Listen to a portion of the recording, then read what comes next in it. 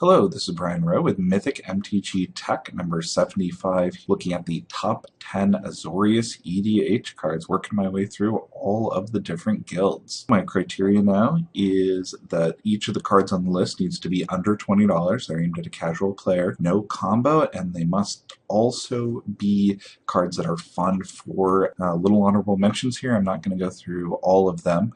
I was really divided over a few of these, so I'm going to talk about two of them in particular. One being Dovescape. I really like the idea. It's got counter magic and it also has flying creatures, so it has a great Azorius feel. It's also miserable to play against, so it only made it to the honorable mention list here. There's several good commanders out there, and I really wanted to put Crystalline Sliver in because it's a personal favorite for me, but it's really not played in Azorius decks. It's played in 5-color decks. There's some great cards here, though. The bonus tech. I've got two pieces of bonus tech here. One of them really helps in dealing with ridiculously powerful commanders and forces people to play with the rest of their deck, or allows you to stop an individual card that you just hate seeing again and again, like maybe Sylvan Primordial or Deadeye Navigator. It's a Meddling Mage. I love this card. It's 2 casting costs. It's often extremely useful in EDH, especially when you know that somebody has only a single win condition or a really unfair single card in their deck.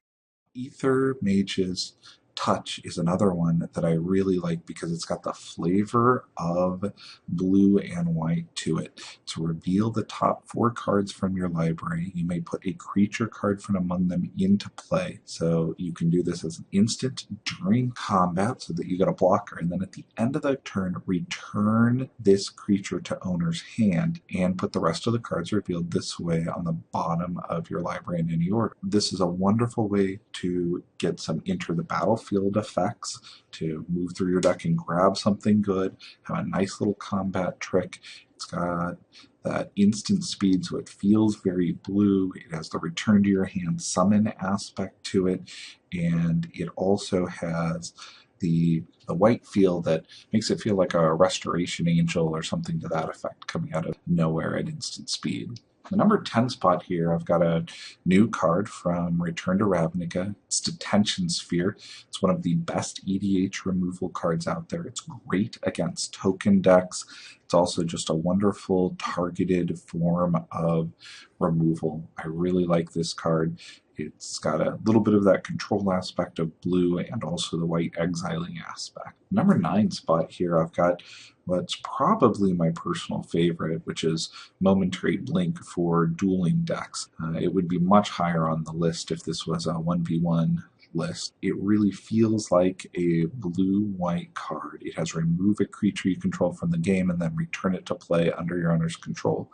It also has flashback, so you get a little bit more value out of it in EDH. Now I've got Grand Arbiter Augustin here. Maybe he breaks some of my other rules because he's a little bit miserable to play against. It slows down other people's spells, but it feels very blue. And I understand when I see somebody who has Grand Arbiter Augustin as their commander that I need to go after them pretty early. It really brings forward that control aspect pretty quickly and sets the stage in the right way. Not the most fun card to play against, but a very strong blue commander nonetheless. Number 7 spot here, I've got the Azorious Guildmage. I don't know why this guy is not in more people's EDH decks. The ability to tap down people's creatures before attacking is just great, and the counter target activated ability is amazing. Wonderful way to kind of police the board, gain some political control, make some friends, stop somebody who's coming after you. Great card. Supreme Verdict here is just another wonderful board wipe. It has the ability to blow through blue counter spells with the cannot be countered, so it has that control aspect, and it's one of the few board wipes that you know is going to go off in EDH. Number 5 spot here, I've got Steel of the Godhead. This card did not look that good to me until I put it on a Geist and started gaining life, getting through every turn. It's incredible if you've got a blue-white deck that actually attacks. Lifelink feels very white, Unblockable feels very blue. Wonderful 3 casting cost a card. I've also used it in Zur decks. but I like it a little bit better in Geist decks. Number 4 spot here, I've got Venser. He almost made it to number 1. I think he's a little bit light on power, as Planeswalkers are not always the most powerful things, but he feels very blue-white, great control aspect, has some very useful abilities on him, and the ultimate, you end up winning with the ultimate, or at least controlling the entire board. Great Planeswalker overall. Geist of St. Traft I've got on here now. Geist is pretty miserable to play against in Standard and Vintage, which is why I usually always play Geist instead of playing against him.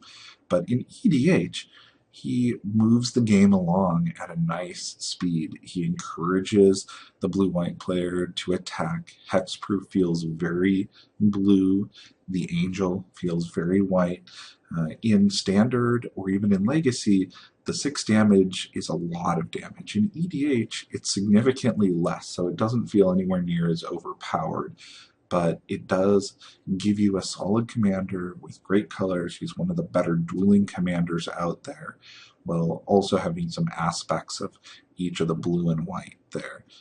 I can understand if people left him off the list. There's a lot of people who argue that he's neither blue nor white, but I think he definitely embodies the control aspects of blue-white, of kind of a tempo control feel. Number 2 spot here, I've got Sovereigns of Lost Alara. This creature has Exalted, no big deal, but the other ability on here for a 6-caster is just amazing. Whenever a creature you control attacks alone, you may search your library for an aura card that could enchant that creature and put it into play attached to the creature, and then shuffle your library. This is great in a Esper Zur type deck, but it turns your 2-color blue-white deck into a deck that is just able to search out enchantments, get some great value there. I like that the ability triggers off of combat. It encourages people to have things like Swords to Plowshares or removal. This card is also one to really watch with the upcoming Theros set, because if we see really good enchantments come out, you'll be able to search those up also. I love the card overall. Yes, it's occasionally abused, but it does also have the potential to create some really cool interactions. The number 1 spot here, I've got Sphinx's Revelation.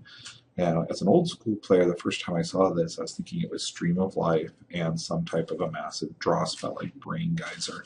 But the life gain has moved a lot over to the white area in the last few years, and it does feel very white as a life gain spell. In EDH, life actually matters. Drawing a lot of cards at instant speed also matters. It's a wonderful card. It really allows you to control the game, pick up a bunch of different cards, gain some life, and get back into the game if you're behind.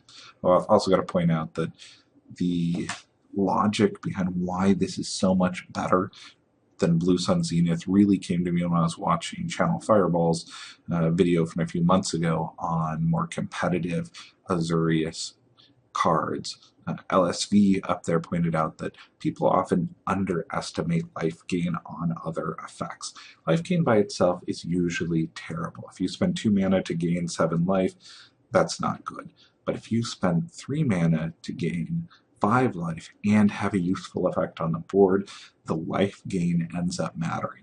And a lot of EDH decks leave that life gain aspect out. They don't drop early creatures. They wonder why the Gruul deck is hitting them hard every single turn, and why they die before they really get to interact with their interesting spells. Having a few life gain spells in your deck is going to keep you in the game longer. But they shouldn't be solid life gain. They should be life gain like this, utility life gain.